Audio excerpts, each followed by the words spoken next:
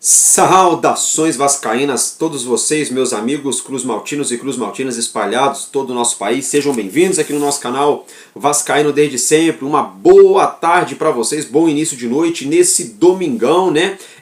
Hoje, logo mais às 9 da noite, tem Vasco da Gama diante a equipe da Portuguesa, válida pela quinta rodada do Campeonato Carioca, campeonato que já teve a rodada iniciada ontem. O Urubu venceu ali o Volta Redonda e o Vasco só depende de si para fechar essa rodada já aí no G4, né, na zona de classificação para as semifinais do nosso Campeonato Carioca. A gente vai falar, é claro, dessa partida de logo mais, prováveis escalações, tá?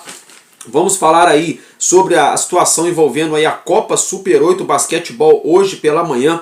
Uma vergonha para a Liga Nacional de Basquete aqui do Brasil, uma vergonha, tá? Algo para se apagar da memória, não dá para apagar da história, já está registrado, mas foi uma vergonha, infelizmente não deu para o Vasco. A gente vai falar sobre essa situação também do jogo de basquete da manhã de hoje. Vamos falar também sobre a negociação envolvendo Vasco, Al-Shabaab, a questão ali do Leandrinho, né, que está envolvido na negociação também com o Paulinho de Paula lá, nessa transação aí, que pode ser benéfico para o Vasco ou não. Vamos acompanhar, se a gente vai falar sobre esse assunto, sobre Cleiton Silva, que está efetivamente sendo aí acertado como jogador aí do Rio Ave, lá no futebol português, clube do Evangelos Marinax. E vamos falar também, é claro, sobre a questão de contratações, tá? Isso mesmo, um jornalista aí afirmou hoje, o Sandro Gama, né, que 2 jogadores podem ser anunciados já nessa semana, nos próximos dias. Vou explicar isso aí para vocês. Então vamos embora, tá começando mais um Expresso News aqui no canal Vascaíno desde sempre.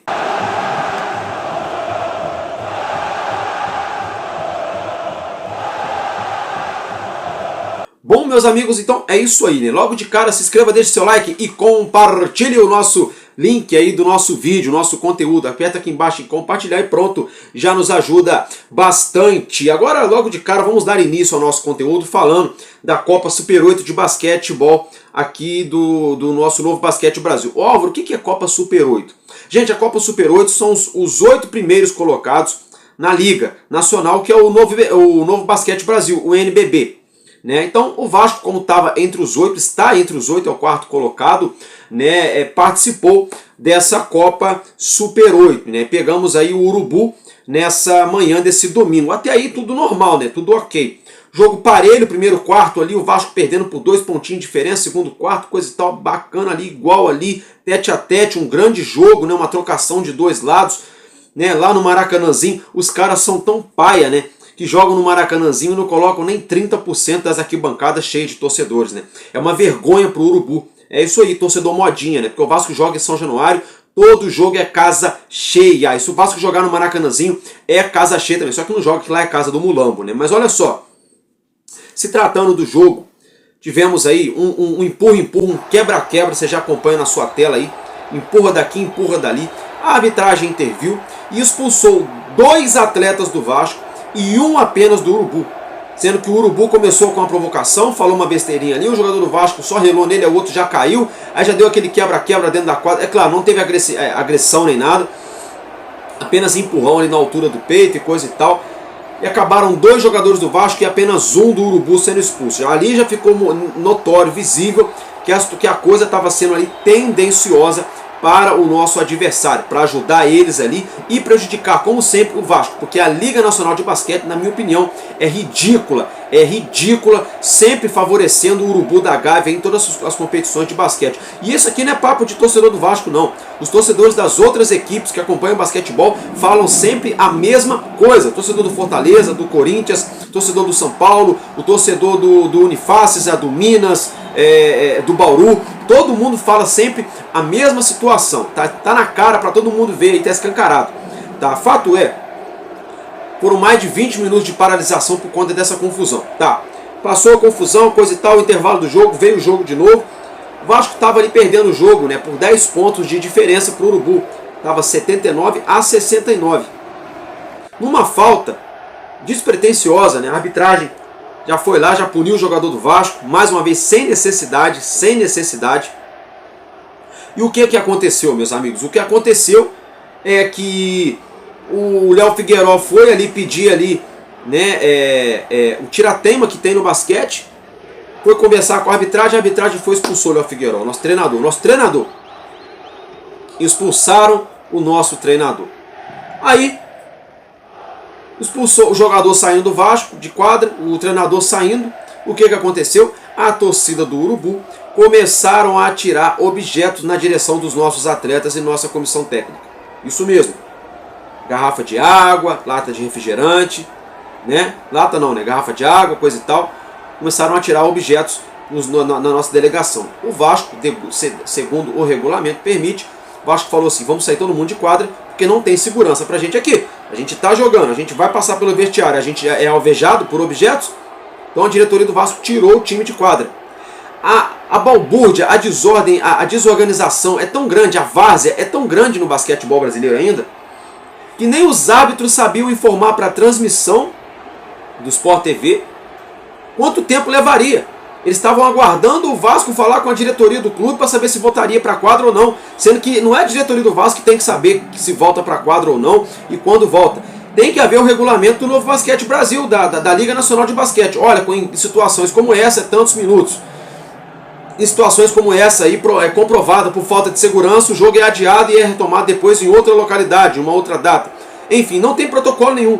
O jogo ficou quase 40 minutos paralisado, uma bagunça generalizada. Tá? Depois de toda essa bagunça aí, né, os jogadores do Vasco decidiram voltar à quadra.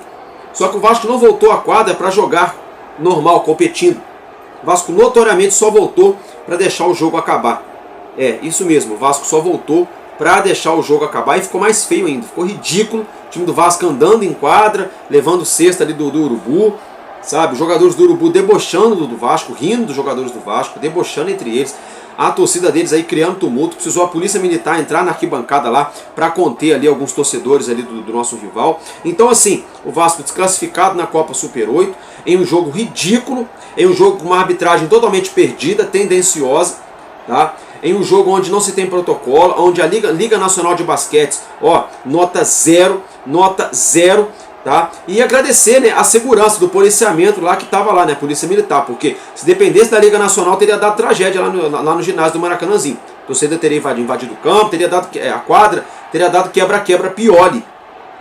Aí, pelo menos a Polícia Militar foi lá na arquibancada e conteve. Aí depois, quando o Vasco voltou à quadra, o Vasco teve que voltar pela outra entrada ali do outro corredor ali dos vestiários. Uma vergonha total.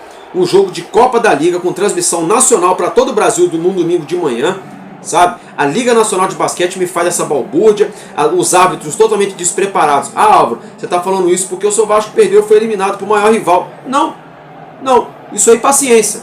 Né? Quando a gente entra em campo para jogar qualquer esporte que seja, a gente tem que estar propício a vencer ou a perder. A questão é como é que se vence, como é que se perde. O Vasco perdeu com uma arbitragem roubando, tendenciosa, com uma federação ridícula de basquete que nós temos hoje no Brasil, com uma bagunça total, um amadorismo total e falta de segurança. Tá? E aí, pela parte do Vasco, eu não gostei do posicionamento dos jogadores voltarem para a quadra e fazerem daquele jeito, porque o Vasco estava jogando contra um Flamengo. Sabe? Então ficou feio, não ficou legal. Tá? Fica aí o registro. Agora mudando de assunto, vamos falar agora de futebol. Se tratando aqui da situação envolvendo a negociação envolvendo Leandrinho, né? Isso mesmo, o Al-Shabaab, lá no mundo árabe, tem interesse na contratação do nosso lateral esquerdo, né? Cria da base do Vasco, o Leandrinho, ele desperta interesse do clube lá do Catar, e é o seguinte, tá? O Vasco pode envolver o Leandrinho na transação envolvendo o Paulinho. O Vasco deve ainda um percentual ali para o Al-Shabaab em relação ao Paulinho Paula. Essa transação pode ser que quite a dívida do Vasco com o Al-Shabaab. O Vasco não ficaria devendo nada ao clube dos Emirados Árabes, né? E o Leandrinho pode estar indo jogar lá no Al-Shabaab por empréstimo até o fim dessa temporada. Eles ainda podem pagar algo em torno de $500 mil, segundo informações de ontem, né? Claro que as coisas podem mudar, podem ser atualizadas. Tá? Então, no primeiro momento, tem negociação. Parece que o Vasco não quer colocar uma obrigação de compra nesse contrato de empréstimo, porque o Vasco entende que o Leandrinho tem qualidade, né? Como o Leandrinho não é titular absoluto no nosso elenco, então o Vasco poderia emprestá-lo, mas ele voltaria no fim da temporada, porque o Vasco quer vendê-lo por um valor elevado, ou aproveitá-lo aqui, né? Caso amanhã ou depois o Piton seja negociado, a gente aproveitar o Leandrinho no nosso elenco. Então o Vasco pode estar amarrando aí um empréstimo junto ao clube lá do Catar, ou ao Shabab, lá do mundo árabe, né? E o Paulinho Paula pode entrar nessa transação aí, né? Já resolvendo duas situações numa situação só. Vamos acompanhar de perto. Se eu concordo com isso ou não, é uma outra história. Eu gosto do Leandrinho. Mas ele não é titular absoluto, né? Ele é o terceiro lateral hoje, né? Tem o Vitor Luiz, tem até o Riquelme, tem o Wallace da base, tem o Leandrinho e depois de todos esses, o titular ali é o Piton, né? Então o Vasco vai ficar ali com o Piton, Vitor Luiz, Leandrinho, Riquelme e o Wallace. Seriam 5 laterais esquerdos, né? Então, por isso, o empréstimo. O Vasco não está vendendo o jogador, não está desfazendo dele. Apenas dando uma oportunidade para ele ter mais rodagem, ser titular, né, numa liga que tem visibilidade ali, os olheiros de time de futebol do mundo dão uma olhada lá para o mundo árabe, que sabe que os árabes contratam bons jogadores, porque eles têm dinheiro para contratar, né? Então vamos ficar de olho nessa situação aí.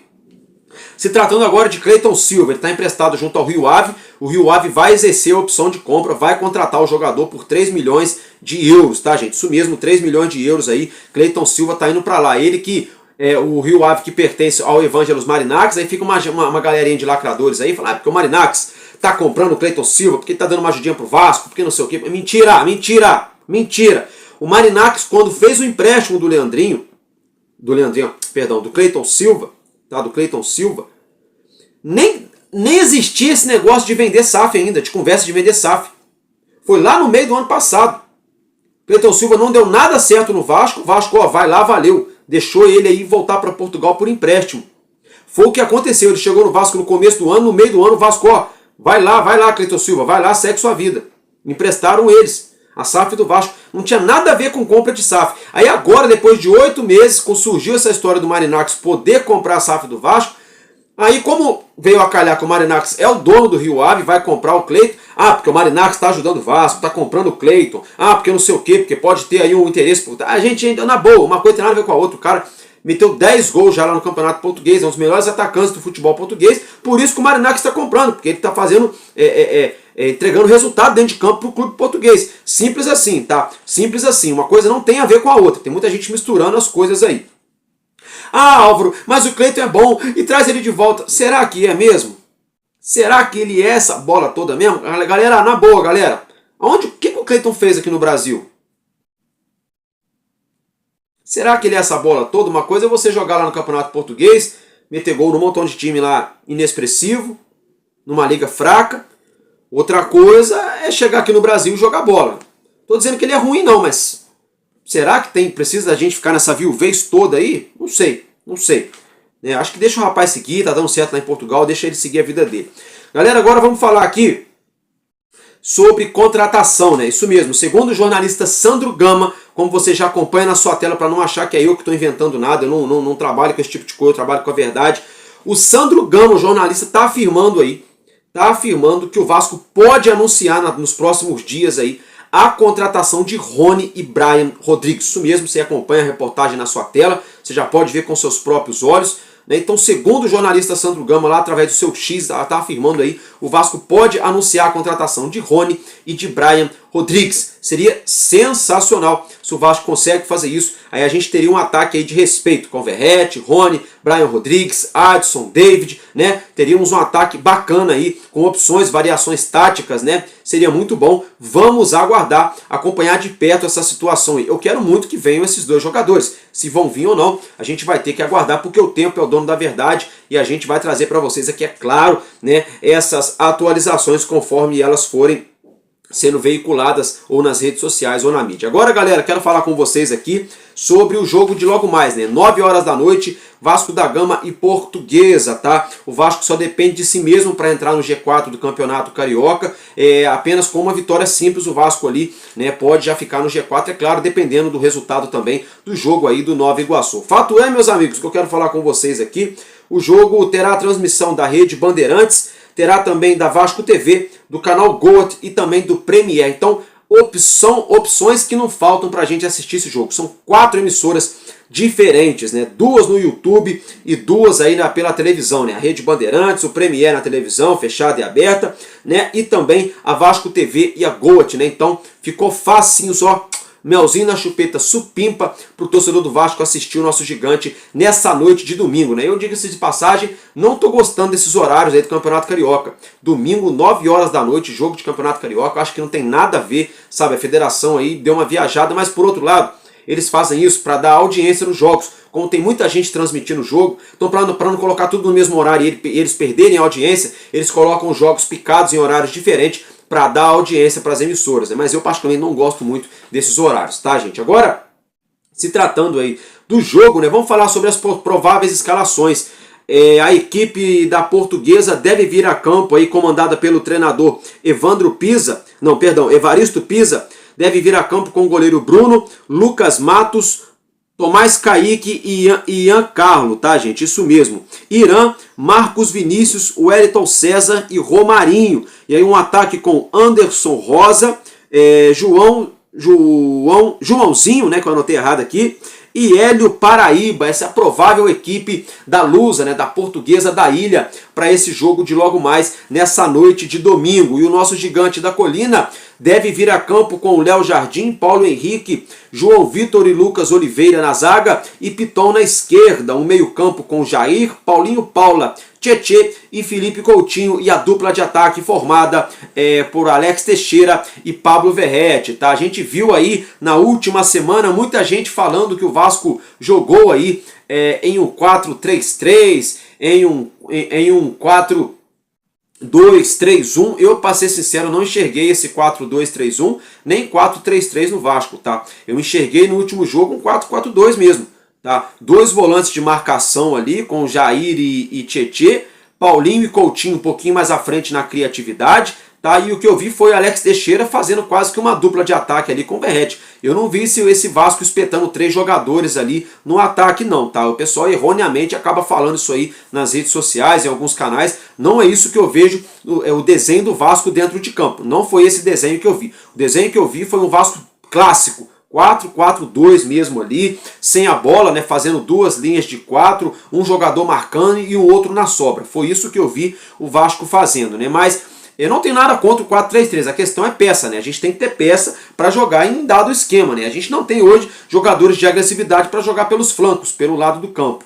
Agora, uma ressalva que eu faço aqui, eu acho que poderia entrar hoje com Coutinho e Payet, né? O Coutinho não foi tão bem na última partida, também não foi mal, e o Payet entrou e jogou muito bem. Foi muito decisivo o Payet quando ele entrou no último jogo contra o Madureira. Eu acho que o Payet poderia tranquilamente jogar nesse ataque aí no lugar do Alex Teixeira, gente. Sinceramente, ele tem muito mais recurso do que o Alex Teixeira, dá uma enfiada de bola, tem um bom passe, e aí deixa para o segundo tempo, né? Não deu certo, aí põe ali um Alex Teixeira, põe ali um Maxime Domingues, tira o Coutinho, coloca outro, sabe? Eu acho que pode fazer por aí, não sei, vamos aguardar. Ou então, né, de repente colocar o Payet no começo do segundo tempo, para deixar ele jogar ali uns 20 minutos junto com o Felipe Coutinho. Coutinho notoriamente, né, tá mais fininho, tá mais em forma, ele nunca teve fora de forma, mas a gente vê que ele tá mais leve, né? Mas ainda tá sem ritmo, né? Ainda sem ritmo o jogo. Quando é que o nosso querido Coutinho vai encontrar o ritmo? Tá? Vamos ter calma, né? É o início de uma temporada, ele ficou aí um mês de férias também, treinou apenas 18 dias, já jogou quase um jogo inteiro, e isso é bom sinal que ele tá com a parte física boa, né? Eu acho que falta mesmo pro Coutinho mais ali ritmo de jogo, né? Ritmo de jogo, e o Coutinho tem que parar um pouco de ficar encerando a bola, né? Tem hora que ele quer encerar muito, né? Encera muito pra cá, encera muito pra lá, tem que ser mais objetivo. Pegar, levantar a cabeça, já enfia logo aqui, já lança lá, já, entendeu? O Payet, quando ele entrou, ele fez isso. Não sei se vocês observaram, eu vi o Payet assim, Payet pegando bola, levantando, já virando o jogo, já buscando uma enfiada, já dando um drible, já dando um tapa para poder romper linha, avançar na jogada, né? O Coutinho pega a bola, aí quer dominar, aí quer gingar na frente, aí faz a proteção, aí toca lá atrás de novo, aí recebe de novo, faz a proteção. Eu acho que o Coutinho está cadenciando demais o jogo, mas eu acho que isso não é culpa do Coutinho. Eu acho que ele está jogando ali como meia, como uma opção de camisa 10 clássico. Eu acho que não é esse 10 tão clássico. Eu acho que o Coutinho poderia jogar um pouco mais pela esquerda, fazendo até mesmo ali, por que não, uma dupla de ataque com o Verrete. Sabe, eu acho que se põe o Coutinho ali caindo mais pelo lado esquerdo de ataque, o Verrete mais pela direita, o Coutinho mais pela esquerda, eu acho que ia dar muito mais resultado. E o Payet centralizado. sabe? Eu acho que ia dar muito mais resultado do que insistir com o Coutinho no meio campo e querer colocar o Payet depois lá do lado esquerdo. Não sei, é uma opinião minha, mas vamos ter que aguardar. Isso aí a gente deixa a cargo do nosso treinador Fábio Carille, né? O Vasco não deve aí ter grandes mudanças para essa escalação de logo mais. Há quem diga que o Vasco pode até mesmo repetir a escalação, né? Eu não repetiria, eu colocaria ali no lugar do Alex Teixeira, como eu já mencionei para vocês, o Dimitri Payet ou o próprio Coutinho ali à frente, junto com o Verratti e o Payet ali mais centralizado, mas tem a questão também de dois tempos, né? Não dá pra gente ter esses dois jogadores em campo o jogo inteiro ainda, né? Então vamos ter que aguardar o que virá aí nesse jogo de logo mais entre Vasco da Gama e Portuguesa. Então eu fico por aqui, um abraço para todos vocês. Eu acho que hoje é 2-0 Vasco de novo e tamo junto, porque enquanto houver um coração infantil, nosso Vasco da Gama será imortal. Vascaíno desde sempre, valeu e valeu Vasco!